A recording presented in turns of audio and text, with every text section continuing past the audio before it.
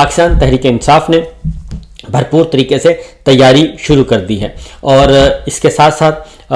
متحدہ اپوزیشن نے ایک اسلام آباد میں جلسے کا اعلان کر دیا ہے، اور تحریک تحفظ آئین پاکستان کے تحت 20 اپریل کو اسلام آباد میں جلسہ عام کا فیصلہ کیا گیا ہے۔ تحریک تحفظ آئین پاکستان G9 کے مقام پر انہوں نے اناؤنس کیا ہے، محمود خان اچکزئی صاحب ہوں گے، شاہد خاقان عباسی صاحب اور پاکستان تحریک انصاف کی قیادت، اور میزبانی کریں گے جناب مجلس وحدت المسلمین سینیٹر راجہ عباس صاحب، انہوں نے میزبانی کرنی ہے، اور باقی اپوزیشن رہنما وہاں پہ موجود ہوں گے۔ تو اس طریقے سے پولیٹیکل ایکٹیویٹیز سٹارٹ ہونے جا رہی ہیں، سیاسی سرگرمیاں شروع ہونے جا رہی ہیں، اور خیبر پختونخوا میں تو آلریڈی 3 کنونشن ہو چکے ہیں،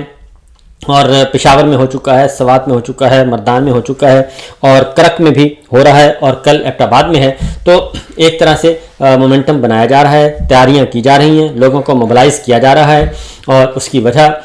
بڑے کلیئر ہے جناب کہ میک اور بریک، یعنی کہ یا بات بنے گی یا بگڑے گی، ہر 2 صورتوں میں۔ تو میری خواہش بھی ہے کہ یہ بات بن جائے، اور کیونکہ پاکستان تھک چکا ہے، پاکستانی تھک چکے ہیں، اور پاکستان آگے نہیں بڑھ رہا، اور اس لڑائی میں پاکستان نے آگے بڑھنا بھی نہیں ہے، اور اس کا فائدہ جو ہے وہ ہمارے دشمن اور ہمارے مخالفین اٹھا رہے ہیں، اور خوب مزے لے رہے ہیں، اور ہم آپس میں اتنے منتشر ہو چکے ہیں کہ ہم باہم دست و گریباں ہیں، اور ایک دوسرے کا نام سننا پسند نہیں کرتے۔